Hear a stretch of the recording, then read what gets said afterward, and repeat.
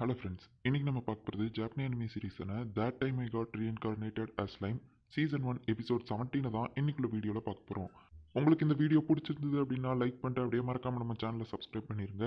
And இந்த video எனக்கு கொஞ்சம் போரிங்காக இருந்த மாதிரி தான் தெரிஞ்சுது. உங்களுக்கு எப்படி இருக்குது அப்படிங்கிறத மறக்காமல் கமெண்ட்டில் மென்ஷன் பண்ணிடுங்க. சரி வாங்க கதைக்குள்ளே போக ஆரம்பிக்கலாம். இன்னைக்கு நம்ம பார்க்க போகிறது That Time I Got Reincarnated as Slime season 1 episode 17. உண்மையிலேயே அந்த ஸ்லைம் தான் ஆர்க்லோட தோக்கடிச்சதா என்னால் நம்பவே முடியல அப்படின்னு ஒரு கிங்டமோட சீஃப் சொல்லிட்டு இருக்கான். அந்த கில்ட் மாஸ்டர் ஆமாம் அதுதான் உண்மை. அண்ட் அவங்க இப்போ ஒரு நேஷனாகவே மாறிட்டாங்க. இப்போ அந்த மான்ஸ்டர்ஸ் நாடு கூட நம்ம ஃப்ரெண்ட்ஷிப்பாக இருக்கணுமா இல்லை அவங்க மேலே போர் தொடுக்கணுமா அப்படிங்கிறத நீங்கள் முடிவு பண்ணுங்கள். நான் போயிட்டு அந்த ஸ்லைமை நேரில் பார்த்துட்டு வரேன் அப்படின்னு சொல்லிட்டு அந்த அட்வென்ச்சரஸ்ட்டை என்னை ஸ்லைம்கிட்ட கூட்டிகிட்டு போங்க அப்படின்னு அந்த கில் மாஸ்டர் சொல்கிறான். இங்கே நம்ம மலிம் வந்து சாப்பாடு டேஸ்ட்டாக இருக்குது அப்படின்னு சொல்லிட்டு ஷியானையும் இன்னொருத்தையும் பாராட்டிகிட்டு இருக்கா. நம்ம காபீரும் ஸ்லைமை பார்த்து மலிம்ட்டு அடி வாங்கினது எனக்கு இப்போ சரியாயிடுச்சு அப்படின்னு சொல்கிறான். இவங்க வந்து பால் கிறிஸ்டல் கம்யூனிகேஷனுக்காக கண்டுபிடிச்சிருக்காங்க. அது இப்போ நல்லா ஒர்க் ஆகுது அப்படின்னு மினிஸ்டர் வெஸ்டா சொல்கிறான். அந்த மினிஸ்டர் வெஸ்டா அப்படிங்கிறவன் நம்ம ஸ்லைம் தயாரிக்கிறதுக்கு ஈக்குவலான ஒரு ஹீலிங் போர்ஷனை தயாரிக்கணும் அப்படின்னு சொல்லிட்டு அந்த ஆராய்ச்சியில் தான் ஈடுபட்டு இப்போ அவன் ஒரு ஹீலிங் போர்ஷனை தயாரிச்சிருக்கான். நம்ம வெஸ்டா தயாரித்த அந்த ஹீலிங் போர்ஷனை ஸ்லைம் போயிட்டு அனலிசிஸ் பண்ணி பார்க்கான். அண்ட் இது வந்து நான் தயாரிக்கிற அளவுக்கு 100% கரெக்டாக இருக்குது அப்படின்னு சொல்லிட்டு கங்க்ராச்சுலேஷன் சொல்லவும் சுற்றி இருக்கிற எல்லாருக்குமே நீ சாதிச்சிட்ட வெஸ்டா அப்படின்னு சொல்லிட்டு பாராட்டுறாங்க. நம்ம ஸ்லைம் வந்துட்டு இந்த ஹீலிங் போர்ஷனை விற்கலாம்ல அப்படின்னு சொல்லிட்டு ஒரு ஐடியா கேட்கவும், ஆமாம் ஆனால் அது வந்து நம்ம சின்ன சின்ன அடிபட்டதுக்கெலாம் அதை யூஸ் பண்ணக்கூடாது. ரொம்பவே உயிர் போகிற கண்டிஷனில் இருக்கிறவங்களுக்கு மட்டும்தான் அதை யூஸ் பண்ணணும். இதை பற்றி நம்ம வந்து கிங் காசில் கிட்ட பேசலாம் அப்படின்னு சொல்லிட்டு அந்த பொறுப்பை வெஸ்டா நீயே கிங் காசில் கிட்ட பேசுகிறத பார்த்துக்கோ அப்படின்னு சொல்லிட்டு நம்ம ஸ்லைம் வெஸ்டா கிட்டேயே அந்த பொறுப்பை கொடுக்குறோம்.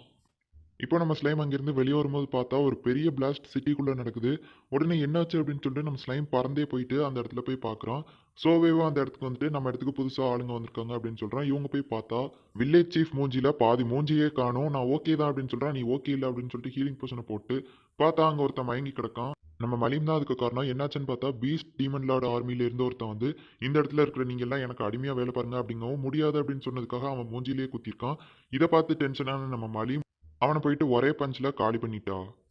இப்போ நம்ம ரீமுரோ அவளை பாராட்டுவான் அப்படின்னு சொல்லி அவள் எதிர்பார்த்து நின்றுட்டு இருக்கா. பட் ஆனால் நம்ம ரீமுரோ அவளை பாராட்டாம நீ ஏன் இப்படி பண்ண அப்படின்னு சொல்லி கேட்கவும், நான் உங்க ஆளுங்களை தானே அடிக்க மாட்டேன்னு சொன்னேன், இவன் உங்க ஆளுங்க இல்லைல்ல அப்படின்னு சொல்லிட்டு சமாளிக்கா. பட் ஆனால் இது தப்பு தான், உனக்கு லஞ்ச் கிடையாது அப்படின்னு சொல்லவும், இதுக்கெல்லாம் காரணம் நீ தாண்டா அப்படின்னு அவனை அடிக்க போகவும், சரி ஓகே அப்படின்னு சொல்லிட்டு லஞ்சை நம்ம ரீமுரோ அவளுக்கு கொடுத்துருதான். இவன் வந்து மரியாதை இல்லாமல் நம்ம ஸ்லைமை பார்த்து பேசவும் எல்லாரும் டென்ஷன் ஆகுறாங்க. ஒன்ன மாதிரி ஒரு சாதாரண ஸ்லைமு கீழே வேலை பார்க்காங்கன்னா அவங்க எவ்வளோ டம்மி பீஸாக இருப்பாங்க அப்படின்னு சொல்லி அவன் இன்னும் கேவலமாக பேசுவான். நம்ம மலியும் அவனை திட்டுதா, வெயிட் பண்ணு அப்படின்னு சொல்லிட்டு நம்ம ஸ்லைம் சொல்கிறான். இந்த ஜூரா ஃபாரஸ்ட்டோட 30% கண்ட்ரோல் என்கிட்ட தான் இருக்குது. நீ எங்களை பகிச்சுக்கிட்டது உன்னோட டீமன் லார்டுக்கு நாங்கள் எதிரியாக மாற்றுற மாதிரி, ஸோ பார்த்து பேசு அப்படின்னு சொல்லுவோம். எங்க நம்ம மலிம் வந்துட்டு மற்ற டீமன் லார்ட்ஸ் இந்த இடத்துக்கு வராதீங்கன்னு சொன்னால் தேவையில்லாமல் என் விஷயத்தில் தலையிடுதானுங்க அப்படின்னு டென்ஷன் ஆகுதா. நம்ம ஸ்லைம் அவளை பார்க்கவுமே நல்லாவா மாதிரி நார்மல் ஆகிட்டு உட்காந்துருதா. சரி நீ போகலாம் அப்படின்னு நம்ம ஸ்லைம் சொல்லுவோம். பட் ஆனால் இவன் நம்மளை அட்டாக் பண்ணியிருக்கான், இவனை எப்படி சும்மா விடுதீங்க அப்படின்னு கேட்கவும், இவனை நான் சும்மா விடல, இவனுக்கு ஒரு மெசேஜை கொடுத்து அனுப்புதேன், உங்கள் ராஜாவை மீட் பண்ணுறதுக்கு டேட் அண்ட் டைம் ஃபிக்ஸ் பண்ணிட்டு வாங்க அப்படின்னு சொல்லி அனுப்பி வைக்கான். என்ன பகச்சிக்கிட்டதுக்கு நீ வருத்தப்படுவ அப்படின்னு அவன் மலிமை பார்த்து சொல்லிட்டு போகிறான்.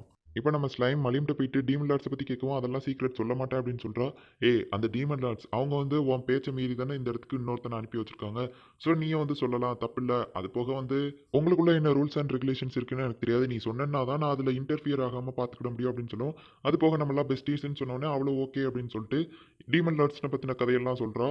ஸோ அப்போ அந்த டீமன் லார்ட் கிளைமன், ஹரியன், ரே இவங்க 3 பேர் சேர்ந்தா அந்த ஆர்க்லாட டீமன் லார்டாக மாற்றி இவ்வளோ பிரச்சனை தந்திருக்காங்க அப்படிங்கவும் நம்ம மலி மாமா அப்படின்னு சொல்கிறா. அப்போ நம்ம பென்னிமார் கேட்கா, அப்போ அவங்களோட பிளானில் நம்ம போய் இன்டர்ஃபியர் பண்ணி அவனை தோக்கடிச்சிட்டோமே, அப்போ இப்போ அவங்களுக்கு நம்ம எதிரியாக மாறிப்போம் அப்படிங்கவும் நம்ம சியான் வந்துட்டு டீமன் லார்டாகவே இருந்தாலும் நம்ம லார்ட் ரீமரை ஈஸியாக தோக்கடிச்சிருவாங்க அப்படின்னு அவங்க எல்லாருமே பேசிக்கிட்டு இருக்காங்க.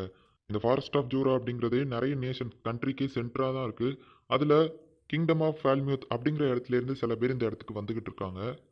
அந்த டீமோட லீடர் எல்லாத்தையும் வெயிட் பண்ண சொல்லி ஃபைட்டுக்கு ரெடி ஆகிறான். ஏதோ ஒரு மான்ஸ்டர் வருது அப்படின்னு சொல்லிட்டு அவனோட ஸ்கில்லை வச்சு தூரத்தில் என்ன இருக்குது அப்படிங்கிறத பார்க்க ஒரு ஸ்பைடர் மான்ஸ்டர் அட்டாக் பண்ண வருது அப்படிங்கிறத புரிஞ்சுக்கிட்டான். உடனே பார்த்தா அந்த அட்வென்ச்சரர்ஸ் தான் இந்த இடத்துக்கு ஓடி வந்துட்டு இருக்காங்க. இதை நாங்கள் சும்மா பண்ண மாட்டோம், இதுக்கு அப்புறமா உங்ககிட்ட காசு வாங்குவோம் அப்படின்னு இந்த லீடர் சொல்கிறான். உடனே நம்ம அட்வென்ச்சரர்ஸ் இவன் என்ன இப்படி இருக்கான் அப்படின்னு யோசிக்கிறாங்க. உடனே அந்த இடத்துக்கு பார்த்தா நம்ம காப்டா வந்துட்டு உங்களை பார்த்து ரொம்ப நாள் ஆச்சு, கொஞ்சம் வெயிட் பண்ணுங்க, நான் போய் இதை பார்த்துக்கிட்டேன் அப்படின்னு சொல்லிட்டு அந்த ஸ்பைடர் மான்ஸ்டரை ஒரு செகண்டில் தோக்கடிச்சிருந்தான். உடனே இது டேஸ்ட்டாக இருக்கும் அப்படின்னு சொல்கிறான். பார்த்தா அதை சமைக்கிறதுக்காக இவங்க வேட்டையாடி இருக்காங்க. உண்மையாவே அப்ப நீ ஸ்லைம் தான் அப்படின்னு சொல்லிட்டு அந்த கில்டு மாஸ்டர் ஆச்சரியப்படுதான். இப்போ கில்டு மாஸ்டருக்கு இவங்க எல்லாரையும் இன்ட்ரோடியூஸ் பண்ணி வைக்கான். நம்ம மலிம் உள்ள வந்து உட்காருவான். அவளையும் இன்ட்ரோடியூஸ் பண்றான். அந்த கிங்டம் ஆஃப் ஆல்மியூத்ல இருந்து வந்தவன் கொஞ்சம் ஓவர் சீன் போட்டுட்டு இருக்கவும் நம்ம ஸ்லைமை பத்தி தப்பா பேசின உடனே சியா நம்ம மண்டையிலேயே ஒன்று போடுதா. உடனே நம்ம ஸ்லைம் மன்னிச்சுக்கோங்க அப்படின்னு சொல்லிட்டு ஹீலிங் போர்ஷனை கொடுக்கும்.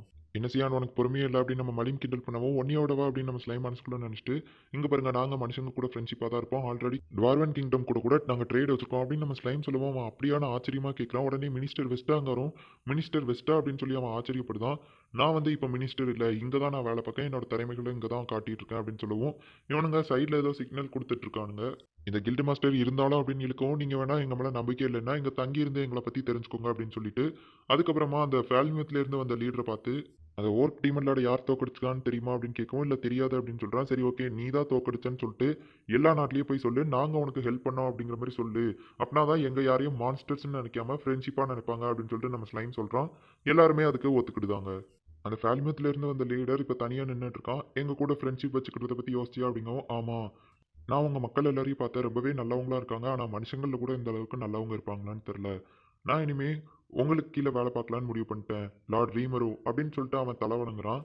யோம் நீ இங்கே இருக்கிறதுல எனக்கு சந்தோஷம் அப்படின்னு சொல்லிட்டு நம்ம ரீமரோ அவனை பார்த்து சொல்கிறான். இங்கே அந்த டீமன் லார்ட் வந்துட்டு நான் நினச்சதை விட நீ சீக்கிரம் வந்துட்ட அப்படின்னு ஸ்க்ரீனை பார்த்து பேசிட்டு இருக்கான். எப்படி நீங்கள் கண்டுபிடிச்சிங்க அப்படின்னு ஒரு பொண்ணு அதுலேருந்து வந்து நிற்கா.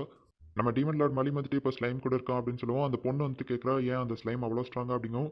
ஆ ஏன் லெவலுக்குலாம் ஸ்ட்ராங் இல்லை, நான் அதெல்லாம் ரொம்ப ஈஸியாக தோக்கடிச்சிருவேன் அப்படின்னு இந்த டீமன் லார்ட் சொல்கிறான். பட் இருந்தாலும் நம்ம மலிம்க்கே அந்த ஸ்லைமை ரொம்ப பிடிச்சிருக்கு அப்படின்னு சொல்லி நம்ம யோசிக்கணும். சரி ஓகே நான் உங்களுக்கு ஒரு இன்ஃபர்மேஷன் கொண்டு வந்திருக்கேன். லேடி ஃபர்கஸ் அப்படிங்கிற டீமன் லார்டுக்கு ஜூரா ஃபாரஸ்ட் மேலே இன்ட்ரெஸ்ட் இல்லை. அவள் ஒரு ஃபைட்டிங்க்கு வெயிட் பண்ணிட்டு இருக்கா. கரிப்டஸை ரிவைவ் பண்ணுறதுக்காக யோசிச்சுட்டு இருக்கா அப்படிங்கவும் கரிப்டஸா அப்படின்னு சொல்லிட்டு இந்த டீமன் லார்ட் கிளைமன் ரொம்ப ஆச்சரியப்படுதான். சரி ஓகே அந்த விஷயத்த நான் பார்த்துக்கிட்டேன் அப்படின்னு சொல்லுவான். அவன் ஒரு அட்வைஸ் கொடுக்க வரான். அந்த விஷயத்த நான் பார்த்துக்கிட்டேன் அப்படின்னு சொல்லிட்டு இந்த பொண்ணு சொல்லிட்டு அந்த இடத்துல இருந்து போயிருதா. இதுக்கப்புறம் தான் விஷயங்கள் எல்லாம் சூப்பராக நடக்க போகுது அப்படின்னு அந்த டீமன் லார்ட் வில்லத்தனமாக சிரிக்கிறான். இந்த இடத்துல இந்த எபிசோட் முடியுது. கண்டினியூஸாக ஒரு நாளைக்கு 3 வீடியோஸ் போடணும் அப்படிங்கிறதுனால இந்த சைலன்ஸ் அப்படிங்கிற ஒன்றை என்னால் எதிர்பார்க்க முடியல. ஸோ பேக்ரவுண்டில் இந்த குருவி கத்துறது, காக்கா கத்துறது இந்த மாதிரி சின்ன டிஸ்டர்பன்ஸ் இருக்க தான் செய்யும். அதை என்னால் இப்போதைக்கு தவிர்க்க முடியல. ஃப்யூச்சரில் நான் வந்து சைலண்ட்டாக மெயின்டைன் பண்ண ட்ரை பண்ணுறேன். சரி ஓகே உங்களுக்கு இந்த வீடியோ பிடிச்சிருந்தது அப்படின்னா லைக் பண்ணிட்டு அப்படியே மறக்காமல் நம்ம சேனலை சப்ஸ்கிரைப் பண்ணிடுங்க. தேங்க்யூ ஃபார் வாட்சிங். Bye guys. நெக்ஸ்ட் எபிசோடில் மீட் பண்ணலாம்.